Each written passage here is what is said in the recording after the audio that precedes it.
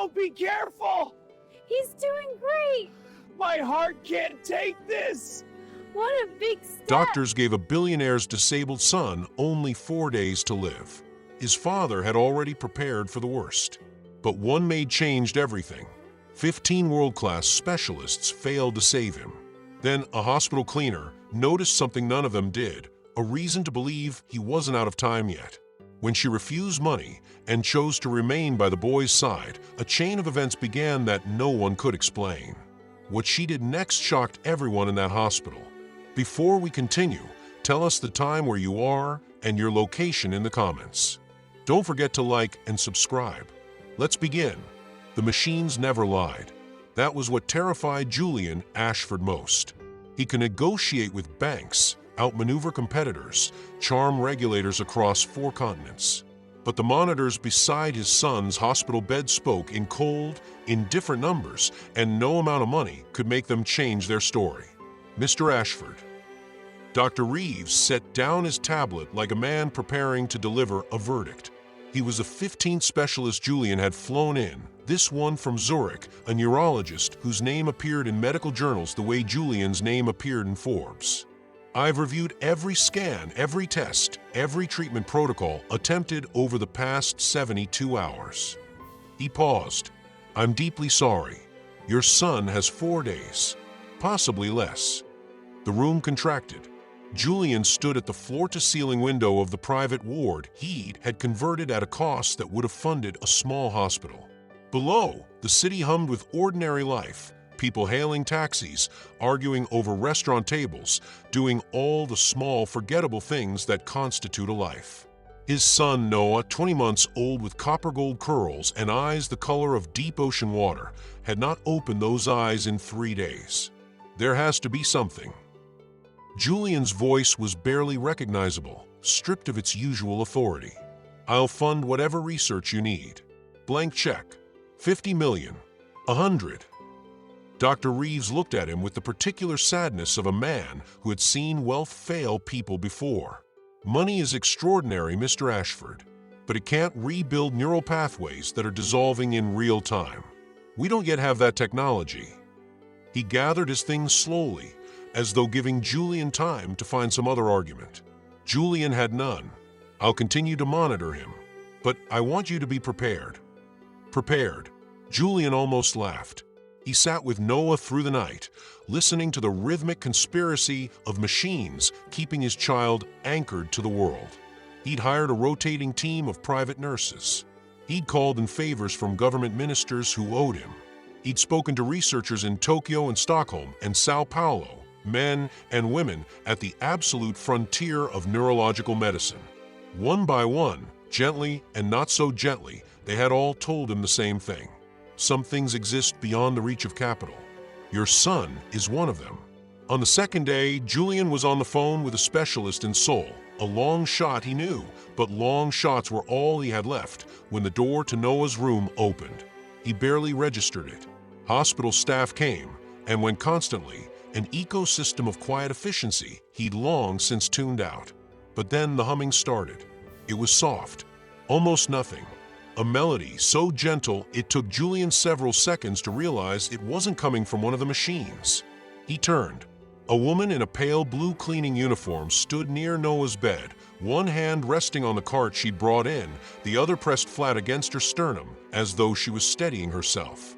She looked to be in her early 30s, with dark hair pulled back and eyes that held an unsettling quality, not pity, but recognition, as if she'd seen something in that small, unconscious face that Julian had missed entirely.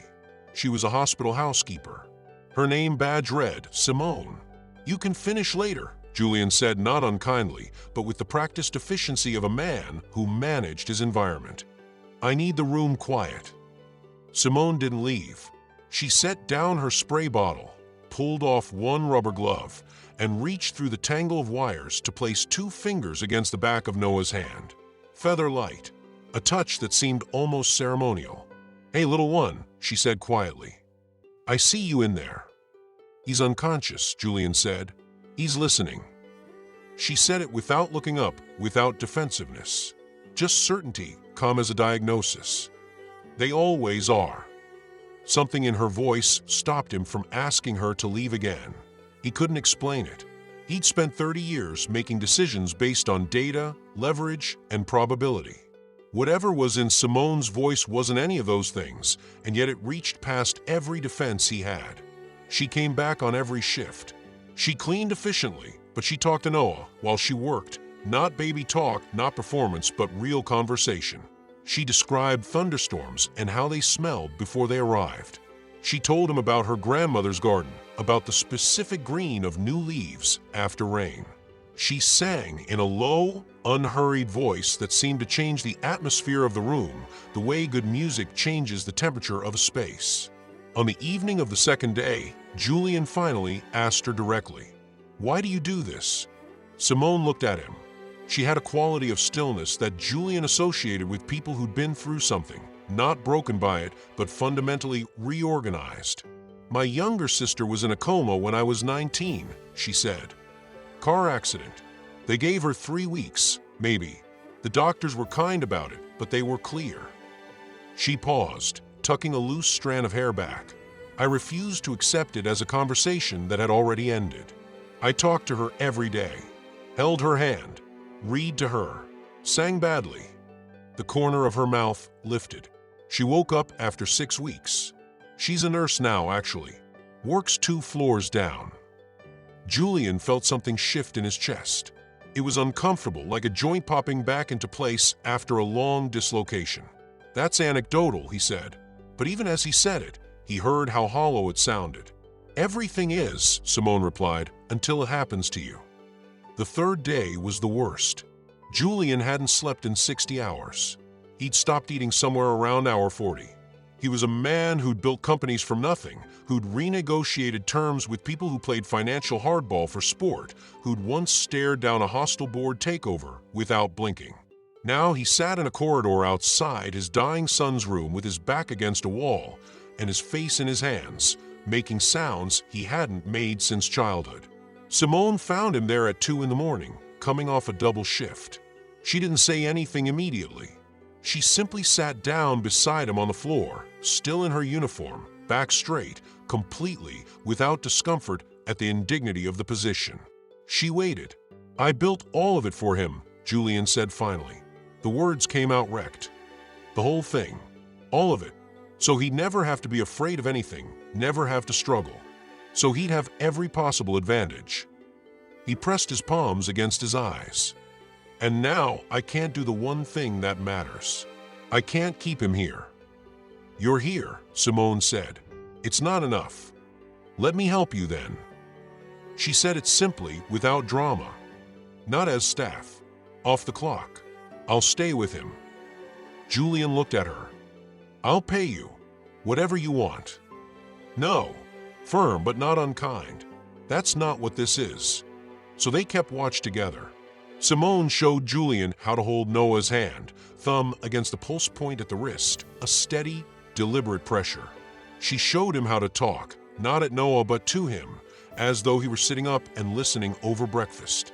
She demonstrated how to gently move his arms and legs, maintaining circulation, maintaining the physical argument that his body was still a place worth returning to. And slowly, haltingly, Julian began. He told Noah about his own father, a mechanic from a small northern town who died before Julian had become anything worth impressing. He told him about the first time he'd ever failed at something significant, a business at 24 that had collapsed spectacularly and publicly, and how it had almost unmade him, and how it hadn't. He talked about Noah's mother, Sophie, who was flying back from overseas, who'd been kept informed by frantic calls that Julian could barely get through. He talked about the stupid, specific, irreplaceable things, a dog he'd had at 9 years old, a street he'd loved in Barcelona, the exact sound of rain on a particular kind of roof. For the first time in longer than he could account for, Julian Ashford was not a CEO, not a brand, not a market force. He was a father talking to his son in the dark, hoping to be heard. The fourth morning arrived like a held breath. The room was quiet except for the machines and Simone's voice, low and steady, continuing a story she'd started the night before, something about a lighthouse keeper who communicated with whales. Julian sat on the opposite side of the bed, Noah's hand cradled in both of his eyes fixed on his son's face with the desperate attention of a man memorizing something he feared losing. He almost missed it. Noah's fingers moved. Not a spasm. The doctors had explained spasms, had warned him not to read meaning into involuntary motion. This was different. This was directional. Noah's fingers curled slowly, deliberately, around Julian's thumb. Julian stopped breathing. Simone went absolutely still. Her eyes met his across the bed, and in them was something that wasn't quite triumph, something steadier, quieter than that. "Don't move," she whispered. Noah's eyelids flickered. Once. The machines shifted pitch. A change so small that Julian's untrained ear almost missed it, but the numbers on the nearest monitor were climbing. Then those eyes opened. Ocean deep, copper-lashed, bewildered and searching and alive. Noah looked at Simone first, then at Julian. His face arranged itself into an expression of profound, uncomplicated recognition, and then, inexplicably, he smiled. What followed was controlled chaos. Julian's hand found the call button and pressed it continuously. Within 90 seconds, the room contained 6 people, then 10. Dr. Reeves stood at the monitor bank with an expression Julian had never seen on a physician's face, not clinical assessment, but genuine, undisguised astonishment. "His neural activity is normalizing," someone said. "Cardiac rhythm stabilizing." "These readings aren't." Dr. Reeves stopped, removed his glasses. "Put them back on." "Mr. Ashford, 3 days ago your son's brain showed progressive, catastrophic deterioration across multiple systems. What I'm looking at now represents a complete reversal. I have 34 years in this field." He shook his head slowly. "I don't have a framework for this. He's going to be okay." Julian's voice came out barely above a whisper. "If these readings hold, and everything I'm seeing suggests they will, he'll make a full recovery." Dr. Reeves looked at him with the rare expression of a scientist confronting the limits of science. "I don't know what to call it except a miracle. I've never used that word before in a professional context." Julian turned to find Simone. She had slipped out during the examination. He found her in the corridor, leaning against the wall outside the room, crying silently, her yellow gloves twisted between her hands. "He's going to be fine," Julian said. She nodded, unable to speak for a moment. "Then, I know. I could feel it. Sometime in the night, I could feel it turning." "You saved him." Simone shook her head. "He saved himself. He decided to come back." She paused. "You gave him something to come back to."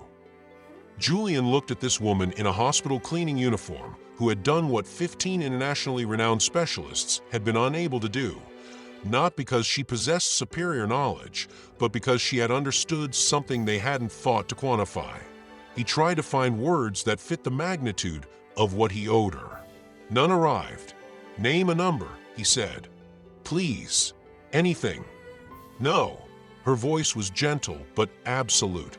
3 weeks later, Julian walked out of the hospital with Noah in his arms, healthy, baffling every metric, already trying to grab Julian's collar with extraordinary determination. Sophie walked beside him, her hand against Noah's back. Behind them, Dr. Reeves had already begun drafting the case study that would circulate through neurological research communities for years. At the hospital entrance, Julian stopped. Something was missing from the picture. He handed Noah to Sophie and went back inside. He found Simone at the end of her shift, bag over her shoulder, waiting for the elevator. She turned when she heard him. "I'm establishing a foundation," Julian said. "Medical scholarships, specifically for people who can't access the field financially. I wanted to fund not just clinical training, but the parts of medicine that don't appear in textbooks." He met her eyes. "I'd like you to help me build it, not as an employee, as the person who decides what it stands for." Simone stared at him for a long moment. "There's a condition," she said finally. "Name it." "Every evening, not most evenings, not when the schedule allows, every evening, you go home to that boy. You put the phone down. You sit on the floor with him, and you build things with blocks, and you read the same book 17 times if that's what he needs." She looked at him steadily. "Because that's the actual miracle, Julian. Not that he survived. It's that you both get to try again. Julian felt something move through him. Not grief this time, not terror. Something that had been dormant long enough that he'd forgotten its name. "Deal," he said. Outside, Noah was reaching toward the door, looking for someone specific. When Simone stepped out into the pale winter light, his face opened like a window, and he stretched both arms toward her with absolute, uncomplicated faith. She went to her knees on the pavement and held him, and he grabbed her face in both hands the way small children do, proprietorially, joyfully, without any doubt that they are welcome. Julian watched them and thought, this is what I was building toward. I just didn't know it yet. If this story moved you, hit the like button and subscribe for more incredible true stories. Share this with someone who needs to hear it. See you in the next story.